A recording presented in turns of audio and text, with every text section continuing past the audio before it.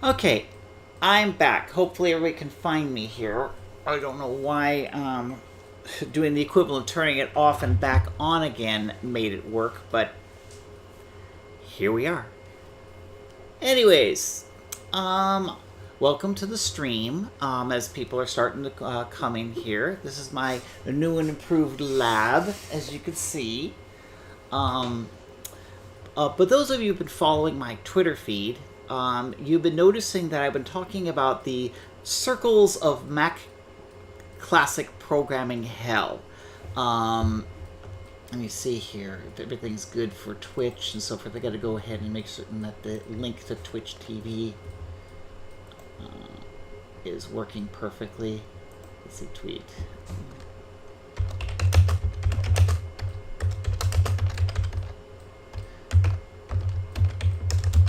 Burger Becky.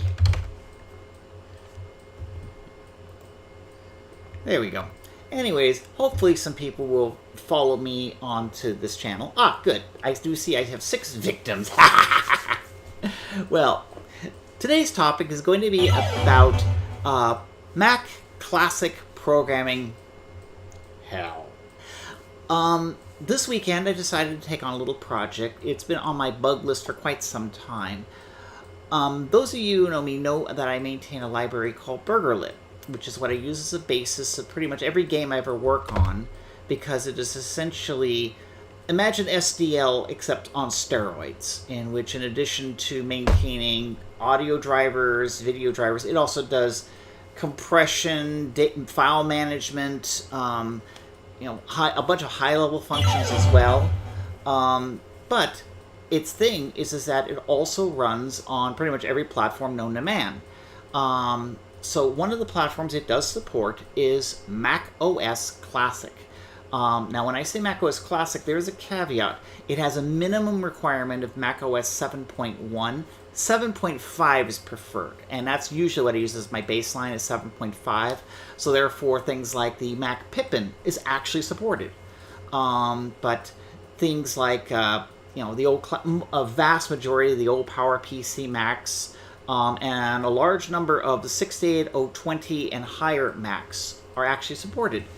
In addition to, of course, there's another branch for Mac OS X, which is its own beast. I mean, it may say it's Mac OS, but it's really a BSD operating system with a Mac OS emulation layer on top of it.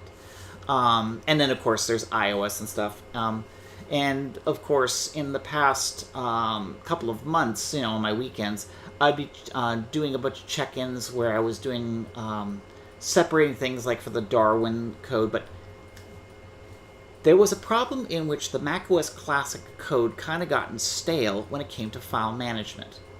Now, the reason I even bring this up is that unlike every other operating system out there, macOS Classic treated files in a very different way. In a normal operating system, which is pretty much everyone else, you just have a string. And the string, let's say on Windows, it's C:, which tells you you're on the C drive. Then you do slash saying root folder, then directory / directory / directory / file. Or just, it could be a file or a folder. It doesn't matter. It just, that's the last object. And that tells you the location of any file on your hard drive.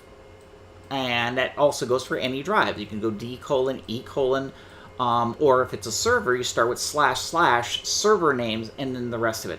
So just as this one text string, you can then ask the operating system to either create a file, open a file, or access any file on your computer. For GSOS, the alternate and ProDOS and and the original Apple II operating systems. Again, it was just a file path, just saying, in this case, drive name, folder, folder, until you get to where you want. And again, a single string can tell you where it is. And this is the same for Linux, for Android, for video game systems, pretty much every single system. So, when I created a system called the file name class in BurgerLib, BurgerLib uses a universal file system in which I would use prefixes, literally stolen out of the Apple IIgs, but then again, it tells you how old BurgerLib is, if it's using things inspired from the Apple IIgs, in which I would have a prefix number, colon, file name, colon, file name, colon, file name, and if you start with a colon, that means it's a drive name, and if you do .d and a number, that's a drive. And these are all completely interchangeable, and what goes on is that in the files class in BurgerLib, what you do is you just create a file name class, you give me my path name, which is universal, and then when the operating system actually works, there's a function called getNative, and it magically translates that string into whatever string the operating system uses. And then internally, it will call the operating system to get the file. Now, you don't ever see what the real file name is. You only know that, this file name in BurgerLib is what you use. And the prefixes are already preset, so a vast majority of cases, you don't even need prefixes. Because 8 is the current directory, 9 is wherever the exe is. That's the directory, so they can actually be different. Then there is asterisk for where the preferences files are. Then there's a $sign for where the system preferences are. So therefore, when your game starts up, you don't even know where the preferences folder is. And you don't need to. You just simply say, $sign, colon, old school, colon, astrorock, colon, prefs. Create me that file, and no matter what operating system the game is running under, be it Xbox One, Switch, the Macintosh, the Windows, it will put the prefs where it's supposed to go. It does it all automatically, except for macOS Classic. You see, macOS Classic, while it does support the concept of a long path name, it doesn't really use it because it uses Pascal strings, and due to the fact that Pascal strings are limited to 256 characters, and the file names could be as long as 31 characters, you literally could, in theory, only go 4 levels deep. So to solve it, every file name must be also associated with 2 magic numbers. The first magic number is what's called the volume reference ID, essentially drive number. Is it drive 1, A colon, B colon, C colon, D colon, whatever. The second one is called a directory ID. This is a magic number. Literally, a magician just popped up and says, I bequeath the directory of temp as 61527. Where did I get that number? From my butt. Literally, from my butt. So, if you want to access files inside of the directory temp, which is in this magic number, you need to say, it's in drive 1, it's in this magic number directory, and then you just give me the file, let's say foobar.txt. And then you can read and write the files. Well, then, here's another issue. BurgerLib assumes Unicode text formatting. All strings are Unicode, UTF-8 specifically. So therefore, if I wanted to add in special characters and so forth, or use other languages, I have no problem. I just simply put in Japanese script in the text, and BurgerLib will actually translate it into the appropriate encoding for the operating system if supported. Like if you're under DOS, it's going to put question marks in there or just omit the characters because DOS only handles Win437 text encoding. And then you have the Apple II, of course, uses Apple encoding. And then the macOS Classic uses an encoding called Mac Roman. So I translate to and from Mac Roman. But there's a catch. What if your application is running on an HFS Plus drive or under macOS 10? Those drives support Unicode. So BurgerLib needs to be able to figure out, when I'm translating, do I translate it to Mac Roman or do I translate it to Unicode so then I can use full Unicode programming, file names? This is where the brain melts. Because all the examples I've ever seen for Mac programming has to either do, you're either a Mac Classic with Mac Roman or you're a Mac OS 10 in which they still use Mac Roman, but sometimes they use, Unicode and so forth. Well, BurgerLib was designed from the ground up to use both, in which it will check to see what it's using and then use the appropriate API. And this is all happening behind your back. So therefore, like I have an example program of a 68K program running in Mac Classic, and you can run the program in Mac OS 7.5, and it runs just fine. But if I try to tell it, give it a file name of Bishoujo Senshi Sailor Moon in Japanese, it will, of course, give me question marks as a file name, and it'll just refer to it question marks and other strange characters. So it'll look like jumbled mess on the screen, everything. It'll still read and write as a unique file, but of course, heaven help you to try to actually type it in or something. But that same 68K program, I could run it on Mac OS X Tiger, and it will put the file name properly in Japanese. And it's perfectly legible and readable and everything.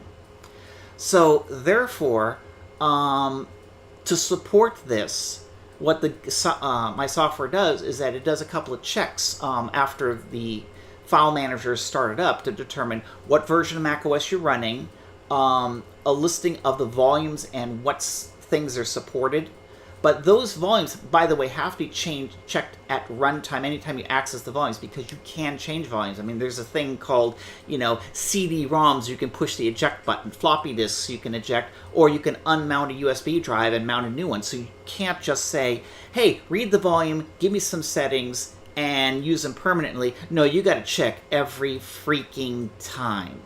And then, to add even more levels of hell, the hard drive can be formatted in different things. Like you could say, go to volume 2, I put an external drive in that's formatted with the original HFS, which only has Mac Roman file names. And so, I query the volume and it says, oh, you can only support Mac Roman. But then I can eject the drive and put a different drive in there, or I could be something even more evil. I just go into the Finder and tell it, format the drive. Do it Mac OS X or HFS extended, and then after it's formatted, then I ask my application to run the test again. It says, "Oh yeah, now you can do long file names." That wasn't there before. So those are all the things that it had to deal with in order to maintain compatibility, because unlike Windows, in which it does all that stuff behind your back, where in Windows you just use the 16-bit Unicode APIs, and it will then figure out what it needs to do to store file names in the proper encoding, and it's all magic. In Mac OS Classic, they actually expected the programmer to deal with this stuff and do all the proper encoding instead of, let's say, creating a higher level API which only handles Unicode and does all that stuff magically. There is stuff like can do that, but one of the problems, of course, is like when you're running under Mac OS 7.5, there's no APIs to do Unicode, so you still have to do everything yourself. Fun. So, on Twitter, people were asking me 2 questions, which is the main reason I'm doing this talk.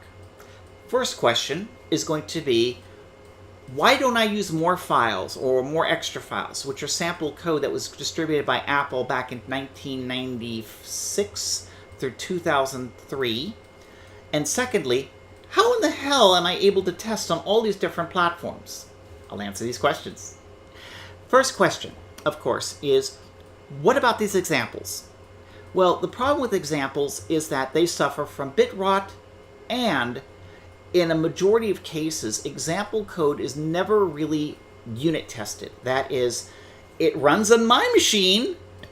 Here's a piece of code. It does the job. It runs on my machine. All the local testing, I do it, but they never give you a budget to actually have other engineers write unit tests, or they rely on the people out in the field to give them bug reports. And I can tell you, as a programmer who works for firms that we distribute code, when you give it out to third parties, they never report the bugs. I mean, occasionally you might get 1 or 2 engineers out there who actually you have a rapport with, who will then share with you issues they find, but all the others will just scream in silence. So therefore, while people may have found the bugs that I have found, they probably never reported it to Apple. So therefore, if Apple never knew about the bugs, then they couldn't fix it. And some people have fixed it, because I've noticed that on GitHub, there's something like I've isolated like 10 different versions of more files. There's 3 versions that actually were released by Apple. But the others were basically people took that and either enhanced it themselves, or they found the bug and fixed it, or they just simply introduced brand new bugs. So what I had to do was go in there and break down exactly what worked, what didn't, write a piece of code based on what I learned, and then from that code, run it through a bunch of tests. And then the test would tell me whether or not that function worked properly. And there were times in which it didn't. And I would go in there and fix it, and fix it, and fix it until, okay, here's something that works on every single one of my target platforms. And at that point, I certify it, check it into the main code base, and move on to the next function.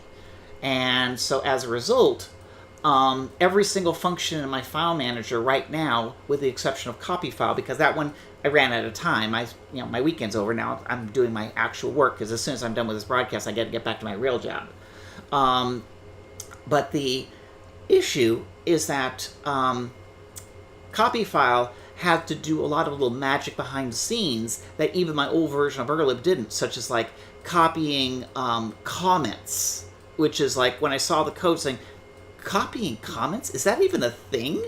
And I checked it out and it says, yeah, it's a thing.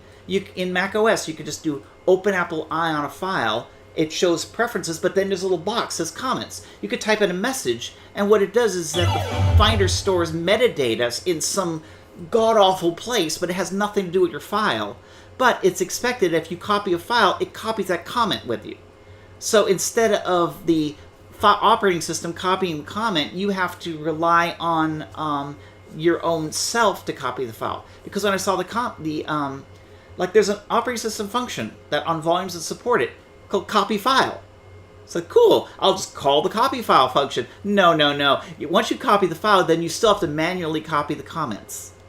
And then, of course, you come to find, as I'm going down the circles of hell, that comments were saved in 2 completely different incompatible formats. So you have to first detect which format it is, the old classic desktop database manager, or if it's on a shared volume, there's this magical file called desktop that you're supposed to manually read it from there because nothing exists to read it from you because reasons. So I had to deal with that. And of course, that code, it looks like whoever wrote the code never really tested it, because in a vast majority of scenarios, it never got the comment. Because I actually put in a printf saying, okay, open the file and give me the comment. And it says nothing. And I look at the file. There's a comment. I could see it right there. What's going on? And I found, one thing crashed when it was trying to iterate looking for the desktop file. Another one was saying, it went to the wrong directory. Another one was constantly sending it the volume name, which was totally useless because none of the volumes were there. And another one was that it was passing the volume name, but it happened to actually be passing in the file name, not the volume name. So if you unfortunately had a volume with the same name as the file you're trying to copy, it would lock onto that volume instead. So all these little scenarios I went and found, like, oh god, I had to fix all of them. Oh, brain, gooey brain. Which is one reason why a project that I thought would have taken 6 to 8 hours to do on a Saturday basically took all Saturday morning, all Sunday night, and a little bit of this morning to just simply put it into a point where I could say, okay, I'm going to put a fork in it right now and deal with it next weekend. Because it's like, oh boy, no one ever sat down to think about these scenarios. No one bothered to print the messages that were going into the functions. Like, yeah, you're going to call a thing called getVolumeInfo. One is a file name, one's a volume number. But the file name's actually filled in with the file name. So it's like, that shouldn't be. You should send in an empty file name because you only want the volume number. And all these little other stuff I had to find and isolate and fix. Then, of course, had to do it all over again with on volumes I've supported Unicode. So, woohoo! Woohoo! Double my work. So, how did I test all this stuff? That's a very good question. In my office, I have, as you can see, a bunch of classic machines. So, in many cases, I prefer running on real hardware. Because that way it guarantees that there's no problems with the emulator. It's actually the real thing. So what I've got is like right here, this is a little Mac Mini. This little Mac Mini is running PowerPC G4 and it's running macOS Tiger. It's basically set up to just simply get the copies of the files from a shared drive, run it, and give me the report so to let me know whether or not it passes all the unit tests. Like, oh, I actually have a volume in there in which is named foo. And then I create a file called foo and to see if the function fails because the volume name is foo. And sure enough, that's how I found the bug. Then I also have in the garage a huge server rack filled with like super micro super servers, which is what I use for my business. But then there's also a couple of Xserves. There's one Xserve that's devoted exclusively for building. It's running under, it's an Intel Mac running macOS Snow Leopard 10.6.8, I believe is the version, which is the last version of Snow Leopard server. And it is running Snow Leopard server. I actually bought a disk from Apple. In fact, I have a couple of them on the wall, which have serial numbers. So if any of you are trying to call on the the Software Protection Agency, I'm going to show them the licenses and tell them to go screw yourself. But the key here is that the the Xserve is running in the garage, and what I do is that how I do my development is I actually do a VNC, which is a kind of like a remote desktop, into the computer downstairs, and then I pull up CodeWarrior. And I'm just developing in CodeWarrior as if I'm running on a native Mac sitting right here, and I write my code, do all that stuff, and submit it. And I also have a copy of P4V, which is for Perforce, which is an older copy because it still runs under Snow Leopard, but it allows me to access my Perforce server. So I would check out the code with source control, do all my changes, and thank you to MacPorts for allowing me to also install things like Clang Format, Doxygen, and Pandoc, so that I can actually use all of my modern tools that I'm using on my 2022 PC. I'm still using them on the Mac, and I generate the same results. So like I'd be on my primary machine is, of course, is a PC, and like when I build BurgerLib, one of the steps it does is it runs Doxygen on it. So before I check in code, I would run Doxygen, see if it generates any errors, and if it doesn't, then I can check it in. But if it does, then I have to go fix the documentation errors, because everything I do is fully documented. But the thing is, it's just nice being able to say, oh, even the Mac I'm using for development, I do Clang Format, done, run Doxygen, no errors, okay, everything's cool, I can check it in, and it's no different than anything else. It literally is 2022 tools on a 2002 circa Macintosh. Love it. Shows you the longevity of these machines. I mean, that machine's 20 years old, and it's working just fine. So that solves just running under Snow Leopard, which of course allows you to run PowerPC Carbon, because that's the reason why I chose Snow Leopard. Snow Leopard 10.6 is the last version of Mac OS X that allowed you to run PowerPC programs in Mac OS X on Intel. Because when they went to when they went to Mountain Lion, take it back, no, Lion. Lion's the next one. The names are confusing. 10.7, Mac OS Lion, it does not allow the execution of Carbon-based Macintosh applications. So all your classic applications is saying, nope, it's got to be Mac OS X only from here on out. So 10.6 is the one I have to use as a development environment. I would rather use a more modern version of Mac OS X, but thank you, Apple.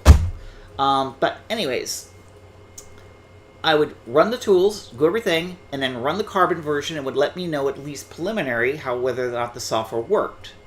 But then I would copy these executables I'm generating, which is all 60,000 CFM,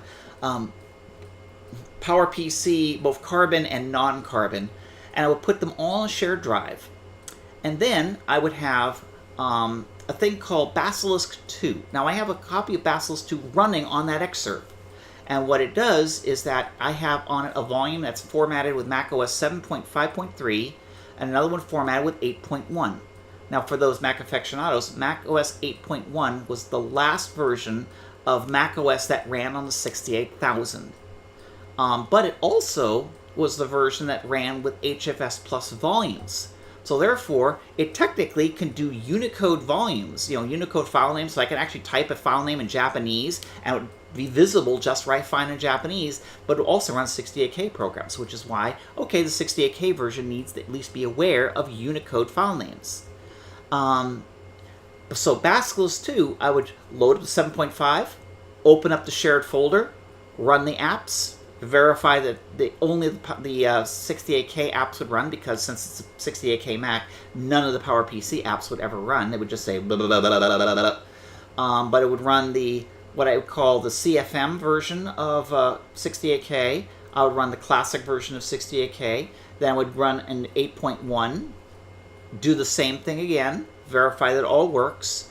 Then I would then go to an emulator I have on my PC. It's called QEMU, and QEMU is a PowerPC emulator.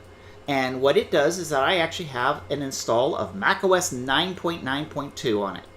It's flat out a really nice installation, and it too would go to the shared drive, and in this case, because it's macOS 9, it would run every single version of it, because it would run 68,000 Classic. It would run PowerPC Carbon, and run PowerPC Native. The only version it can't run is 68K CFM, because I found interesting that if you write a 68K program in Code Fragment Manager, it will only run up to 8.1. If you run it on 8.5, 8.6, or 9 on a PowerPC Mac, the computer would say, oh, that application has to run on a 68K. Despite the fact that it's a 68K emulator, it will not run. It will only run on 8.1. I guess the assumption was if you write a program in CFM,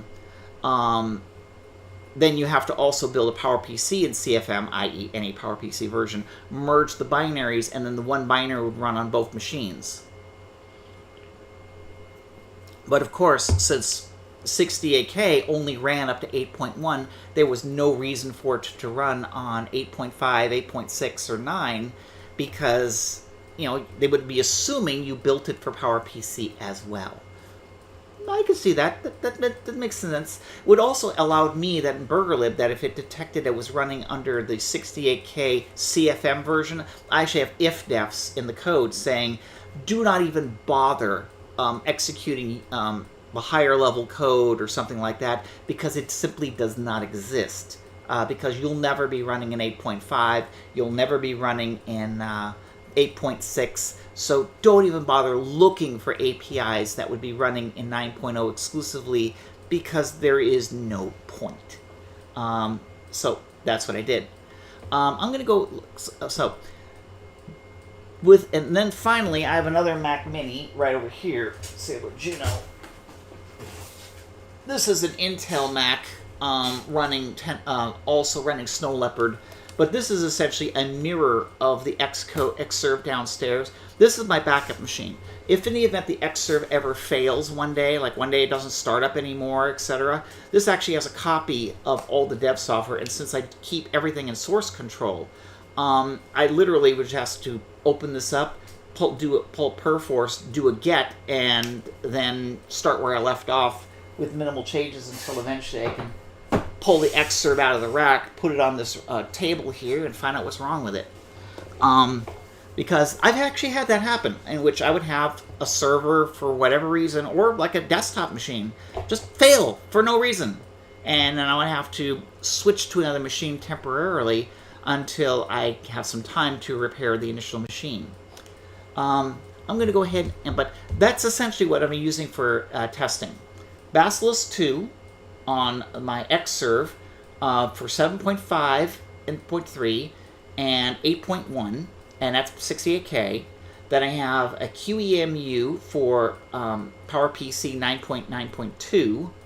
And then I have a little Mac Mini running Tiger for both for classic emulation, for essentially testing 68K emulation on macOS 10.4 and PowerPC all flavors on 10.4, and that is and that happens to also be a PowerPC Mac Mini.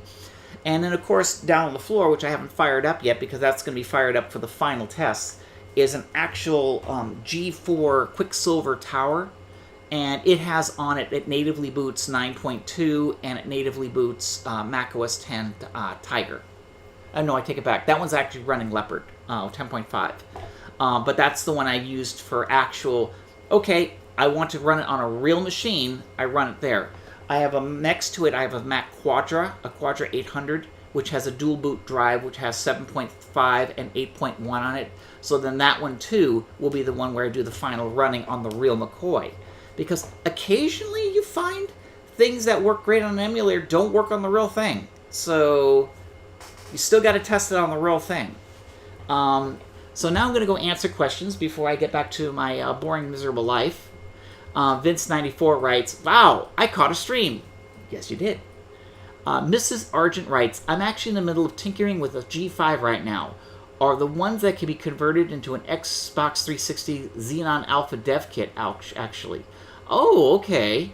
So you must have one of the big G5 towers and so forth. I have like several of them. And I remember one of them used to be an Xbox 360 Dev Kit until I flashed it and turned it back into a Mac. The only reason I don't care is because, as you can see on my shelf right here, that's an Xbox 360 Dev Kit sitting on my shelf. So I don't really need to worry about making an Xbox 360 Dev Kit when I actually have one. Let's see. Resource fork grunging, my mortal nemesis. Yes, and then you also have to support multiple fork copying on macOS 10, but at least, thankfully, on macOS 10, the file copy function exists on all flavors of macOS 10, so I don't really have to deal with it. I just have to copy the metadata.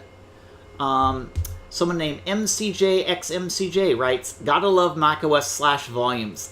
Yes, that's one thing I loved about it. Now, what this person's referring to is on most machines, you have to actually query different drives like Volume 1, Volume 2, Volume 3, etc. to figure out what drives are mounted and stuff. And it can be tedious in code. BurgerLib does this, but I like spawn a thread so it can do it in the background. But it's still a pain in the butt. Mac OS X, what they do is that they have one major file system. There's no concept of multiple volumes per se. What they do is that they have a magical folder called /, which is the root folder of your boot drive. But then there's a folder called volumes. Inside that folder, if there are a bunch of folders of every single drive you have mounted. So all you have to do is get a directory listing of the folder volumes, and it will tell you, the name of your boot volume, but every other volume that's mounted. And if you can then match up these volume names to drive names, then you have the names of every volume, and then it's trivial. Oh, I want to go ahead and access files on Macintosh HD. Oh, look in the volumes folder, there it is. If it happens to be your boot volume, then just change the directory to just /, and there you go. Otherwise, in those folders is the entire directory tree of whatever the volume is. So that made the volume iteration code for the macOS X and iOS versions of BurgerLib a lot easier to implement. Linux, on the other hand, they do the same thing, but they can't agree on what the name of the volume is. It's MNT on some of them. Another one, it was drive. Another was media.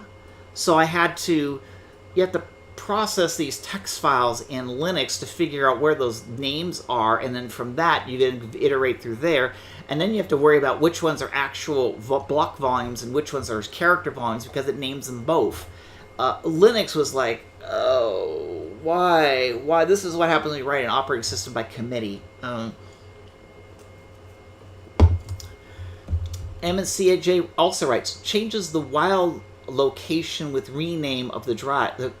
Changes the whole location with rename of the drive. Yeah, it's true.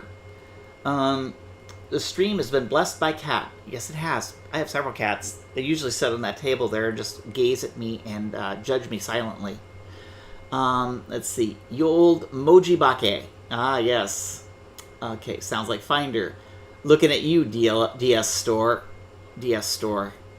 Okay, for those of you who don't know, on Mac OS X, they store Finder metadata by creating a file called .D S underbar STRE. That file has in it the locations of where your icons should be, because that's where it stores the metadata for the folder. So when you move files around the Finder, it has absolutely nothing to do with your files, but it's just there. I actually wrote a program that goes through my macOS volumes every now and then and purges all those files, because you can just delete them. There's no problem. All it means is that when you open the folder, all the files are back in their default positions. That's pretty much all it's there. But, you know, it's kind of sad having your hard drive filled with those little wacky files. Another one says, can we see Half-Life running on a 68K Mac?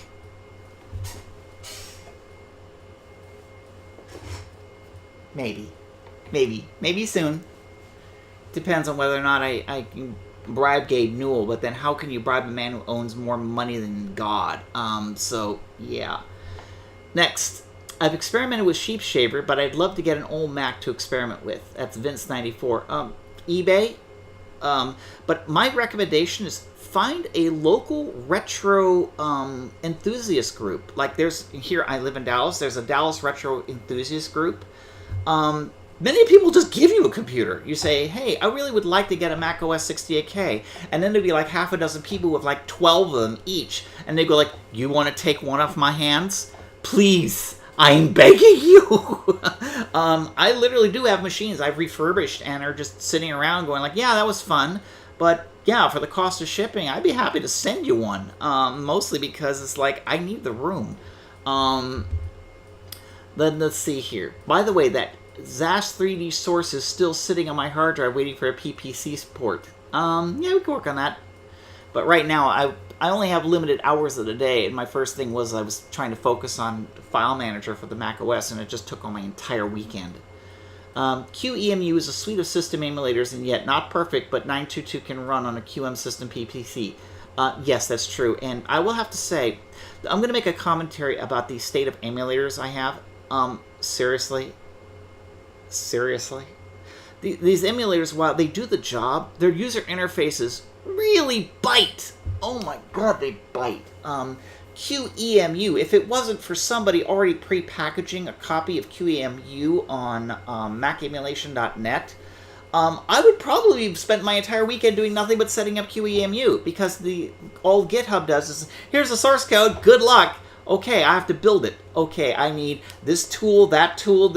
You're asking me to completely recreate your entire build environment. Oh yeah, and you want me to do it all on Linux. So how am I going to do the Windows build? Oh, you got to do it with Cygwin. And so it's like, are you sane? Are you absolutely sane? What's going on here? And then when you finally do get it running, you have to then create a batch file which uses this magical script saying dash this, dash that, this, that, and then you just run that script and then it'll start the emulator properly for you. But if you do mistype anything, then you go right into the development circle of hell. It's like, no, whatever happened to a dialog box popping up saying, hey, do you want to emulate this, this, or this? Just select one of three. Click that. Okay, now I'm running a macOS 9 volume. Wait, there we go. It's not that hard, guys. And Basilisk is no different. Basilisk 2 is that they actually had to have two programs. One program that comes up to generate the wacky script, and then the other one runs Basilisk with the wacky script to run the thing. And of course, when Basilisk crashes, you have to force quit and then pray it didn't corrupt your volume. So, I mean, whatever happened to just simply say, what's it called?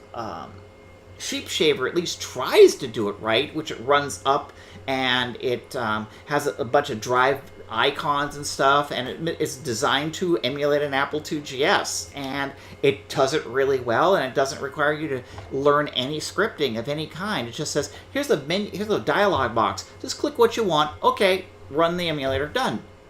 I wish more emulators were like that, but yeah, QEMU and Basilisk, while they do the job, they really need somebody on their team who could do a good UI for them. Anyways, Trap Exit writes, QEMU uses it for 3DO work. Yeah, I can believe you use that for 3DO work, considering the 3DO. No, that's another tangent. The 3DO, we did all our development using MPW on a PowerPC Mac or Quadra 868K40. Which back then, 40 megahertz 68040 was like you're styling, but now 40 megahertz sounds so quaint. Another person writes, have you tried GitHub Auto Retro 64 to cross-compile 68K code? Yeah, its integration into Visual Studio also is on my list of that really needs work.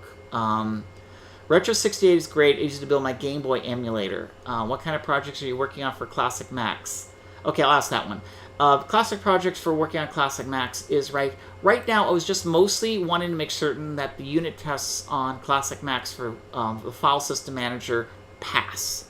Once that's done, then yeah, I mean, I have a game I just did recently called Astro Rock. I'm putting it back up on Steam, and I rebuilt it. It took me a while, but I rebuilt it all under the modern version of BurgerLib. There is absolutely no reason why I couldn't just recompile it with this current version of BurgerLib and under the Mac, and it shouldn't just run right out of the box. So that one I'll probably just release as a freebie, only because, I mean, let's face it, if I release an executable that runs only on a classic Mac, either through an emulator or the real McCoy, and nobody's going to pay me for it. And besides, it's just more of a thing. But hopefully you guys will pay for it on the Steam version or something like that. I'll probably put dialogue saying, like, hey, if you like this game, please give me some money by just buying the Steam version. You don't have to play it there, but just please give me like $10 or something. Mrs. Argent writes, this is fascinating. Also overclocked my Sentra 640 to 40 megahertz not long ago, getting a better at SIMD work. Yep.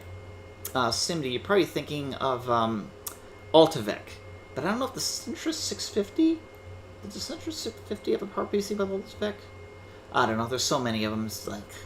all the Mac EMUs are in serious bit rot. QEMU, yeah, that's low-level setup. None of the UIs I've found are good. I agree. QEMU really needs a UI programmer.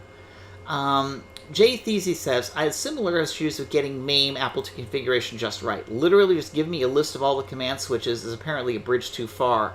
Yeah, I mean, how hard is it to just say, hey, I want to do an Apple II emulator. I got it up and running. Great. Copy whatever command line you use and paste it with the documentation saying, here is the too long didn't read. 3 paragraphs. Install QEMU. Part 2, get the ROMs and put them in this folder. Number 3, click on this script. Don't question it. Just click on it. And at that point, hey, got an Apple II running. How hard is that? How hard is that? It's too hard for too many people.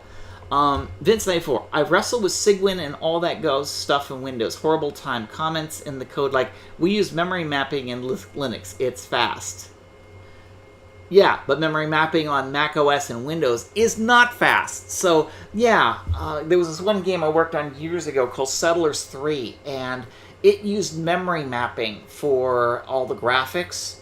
And I tried emulating that on the Mac because at the time, the Mac version, the Mac OS did not have memory mapping. Only like Mac OS 9.1 or something, and you had to manually enable it. Otherwise, every version of Mac OS, it was just manual memory management. And then you had this game that was all built on a virtual memory map of the data file. That was fun. And I will... Yeah, and when I say fun, I'm being in a more sarcastic, annoying way than anything else. SMD, surface mount soldering. Ah, okay. For some reason, I confuse it with SIMD, S-I-M-D, which is single instruction, multiple destinations, or multiple data. And as a programmer, that's the first thing I think of when I see SMD or SIMD. Another one goes, there's an app called Mac QEMU that offers a basic GUI for QEMU.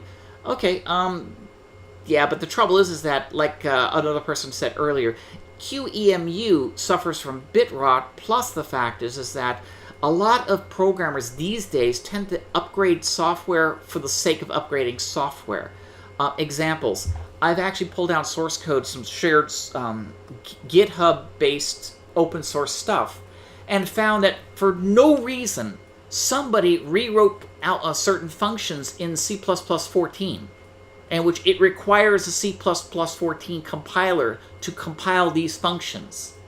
And I'm like, you do understand that there are people out there still using, like me, C++03 compilers, or O3 compilers that barely match the standard. So there are issues. And I'm looking at UWatcom and MetroWorks 68K, which, yeah, you kind of support the C++03 standard, but there's a couple. I have a list on both of them, which is like, don't do this on this compiler, and don't do that on that compiler, but everything else is fine.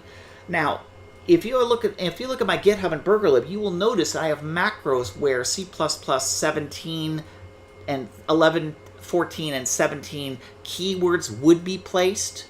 So therefore, if you do compile them on a C++17 compiler, it will take advantage of it.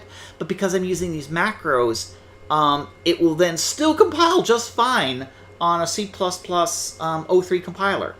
Even all these Mac examples from Mac Classic compile on the 03 compiler, but if you compile with a C17 68K compiler, it will take advantage of all the new features. It's not that hard, but it does require some brain work and understanding that not everybody has the ability to use a C++11, 14, 17, or whatever this monster that C++20 is. It's not even recognizable as C++. I mean, I've seen some C code, which I look like, did my cat walk on the keyboard, or is it actually somebody trying to write a piece of code in front of me? That's when you know the language is out of control. Another person, right? You mentioned using SC for all your old Macs. Is Apple Git or something more useful? Okay, you mentioned SC. I'm referring to source control and not the semantic compiler that's available for Mac 68K. I'm currently a Perforce girl. I love Perforce, can't stand Git. I mean, Git is one where all you need to do is learn a couple of commands, but if anything happens, then your best bet is to copy your work somewhere, nuke the Git folder, do a clean pull, put in your changes, and then do a push before it goes out of whack again. And that's bad for source control. Secondly, Perforce has the ability to do what's called save one copy.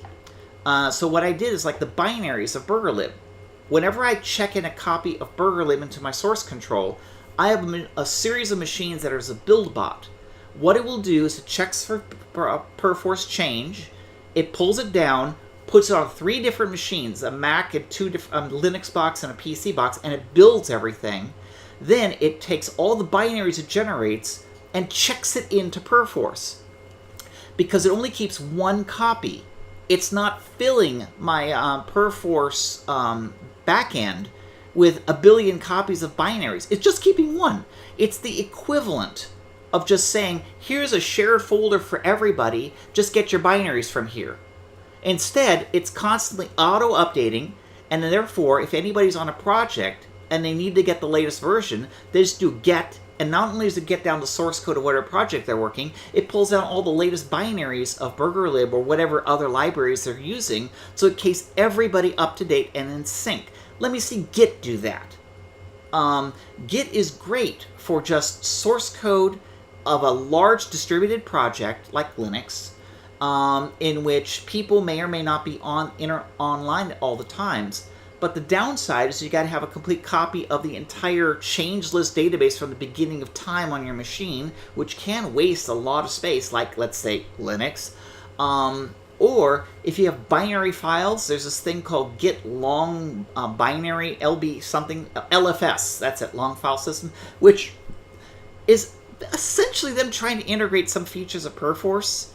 But it's like, yeah, whatever. And of course, with the Perforce server, I can go in there and just mark, access to anybody. Like, if I get a new user on my Perforce server, I can easily say, okay, you get access to BurgerLib, all these libraries, and then only the game that you're hired to work on. That way, they don't get access to source code to anything else. And in fact, it's not even visible on their system. And There you go. Now, granted, Git kicks ass on branches. Perforce is like, yeah, no. But, you know, it's one where, which do you prefer more? Do you want branching? If you like branching and having multiple dozens of branches all in the same folder, Git wins. And I'm going to give it Git credit where credit's due. Branching, Git wins. But when it comes to binary management, user management, and just overall robustness, and the fact that Perforce is being managed by a group of people whose their job makes sure Perforce doesn't suck, Perforce wins. Now, of course, one thing Git wins is it's free. Perforce, I had to write a very large check to get a perpetual license of it, so there's that. But, you know, I spent that money like a decade ago, and it's paid for itself in the form of productivity. But anyways, yeah, if anybody asks, I'm a Perforce girl. I love Perforce. I think Git can rot in hell. Git has its place, but it is, if I ever had a choice, I would always take Perforce over Git. Anyways, that's just my opinion. I know that could start a religious war. So those of you who love Git, it's free. Have fun. There's the source code. Enjoy. Let's see. Gashi writes, I've seen some projects depend on C++20 already, despite there's literally nothing that supports it unless you're using Git C-based Linux, and I'm just like, That's true. I mean, unless you're using Visual Studio 2022 or the latest branch of Clang, that's pretty much all supports C++20. And the biggest problem is that if you're a retro programmer, I hate you. I utterly hate you because I have to undo all that code. And in most cases, these C++20 paradigms are not solving anything. Heck, even the variable, like there's this one thing that's really clever, auto. I really wish the variable keyword auto was in C++03, but it's in 11. I never use it because nowadays all you do is just hover over the whatever function or variable it is, and it'll show you what the damn type is. Copy, paste, done. So, you know, granted, you know, if it's a really long name for the type, then in that case, I want to ask you to reevaluate your life choices in whatever template's nightmare you created to create a type name that's like this long. So again, it's back to why is that? You know, but then again, there's a thing called type def. Type def, this long mess. Okay, it is a map string. You know, it's not that hard. But some people said, hey, I'm lazy. I'll just type in type auto because I don't want to learn things. And they say, but it would help with templates. Well, in templates, that's why you have type name T. T is auto. So what are you solving here? I mean, some of the things are nice, like overload and final and no accept. Those are nice keywords, but all they really are is just hints to the compiler. That's it. They don't really do anything other than give hints to the compiler to generate better code. That's it. P4 stashes, best thing. Yes, I stash my code. I think they call it shelving, not stashing. I've done quite a few git clean, git pulls in the past few years. When I use Git, it's basically I do a clean Git pull like every 2 weeks. It's bad. Mercurial is no different. I can sit there and just bitch about Mercurial as well because it too has problems. I mean, there's one company I know of that has solved most of the problems in Mercurial, but it's still Mercurial, okay? It's just, ugh. Another person, Git can do exactly what you're asking, shadow clones and FSS Lite, a large file store. Yeah, but it's badly documented, and there's no one there going to help you unless you actually know this kind of stuff. Now, when I have to teach Git to machine learning researchers, they really struggle. Yeah. And also, one thing is I love the fact that Perforce has a visual Perforce check-in and checkout system, so you don't have to use a command line if you don't want to. Yeah, Git has LFS, shadow clones, originally great, but much better. I kind of want to try Perforce now. Well, Vince, just so you know, Perforce is free if you only have 5 users and 20 workspaces. And if you're just an individual, that should be more than enough. You just download it, it's free. And if you need classic versions of Perforce's clients for both command line stuff, call me. I'll hook you up because I've got P4V, 2011 P4V, which supports macOS 10.6 and 10.4, PowerPC and Intel, and I also have the command lines that run on macOS, and I even have the command line copy for MPW. Granted, that one's strictly a command line, and it is starting to show its age, but the fact that it even exists is like, cool. At least Git, on the other hand, using Mac ports, at least you can build and run the latest version of Git on Mac OS X, but it will not run on Mac Classic. Tripexit writes, I used Perforce many years in an enterprise before the age of modern distributed source code management. Another one, Onzer writes, I use Git, GitHub for my Python scripts, but pain in the arse when I'm trying to hide .env files or removing keys I don't want in the repo.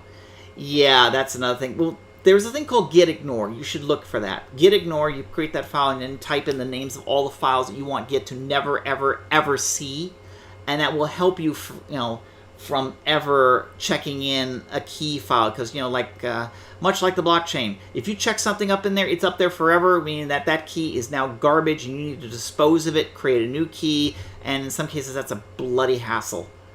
Yes, typedefs isn't used often enough. Ooh. I have Git on Mac Classic. Oh, okay, cool.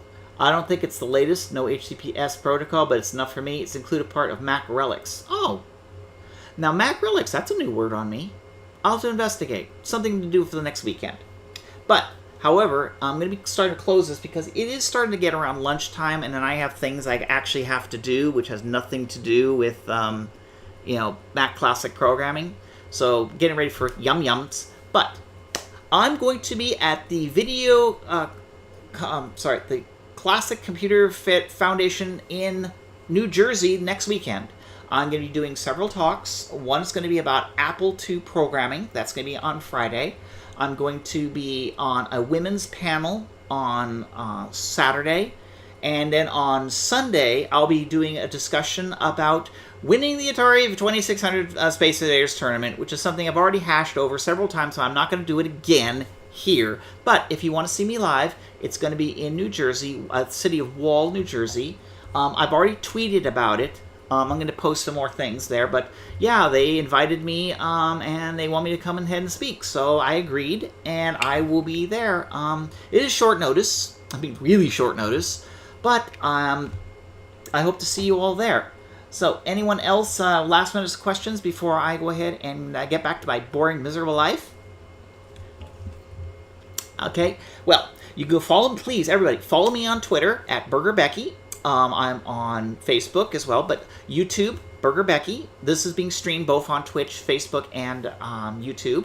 I'm also on Instagram and Discord. I'm BurgerBecky3883, I think is what my number is, with a capital B. But also, if you ever are into comic books, I have a comic book called Sailor Ronco, which also has its own Discord channel and Twitter account. And hopefully you'll find that interesting, because it has absolutely nothing to do with computers. It's all anime magical girl stuff, because I actually do things other than programming. So, trap exit, key files, says, oh, I thought you were going to play the classic game Burgertime. No, I always call this Burgertime because my nickname is BurgerBecky. So, and this is my chat. Now, granted, I'll probably one day do a Burgertime, in which maybe April Fool's next year or something, which Burgertime is me just playing Burgertime. But this is far more fun. You're on Discord, why don't you put up a server? I actually, the only servers I have is Old School, which if you go to the Old School Twitter page, OLDESKUUL, you can go ahead and join the Discord server. That's, of course, solely for old school stuff. Then there's Sailor Ronco, which is based on my comic book, so it's totally topics about Sailor Ronco. I don't have a personal Discord server whatsoever, because I lurk and do stuff, and I'm not really so egotistical that I need to have a Discord channel devoted to me. So if you want to talk to me, you can find me on DM me on Twitter or DM me on Discord, and I'll get back to you eventually. But I tend to be more like, I want my work to take the attention, not me. Anyways, thank you very much, everybody, and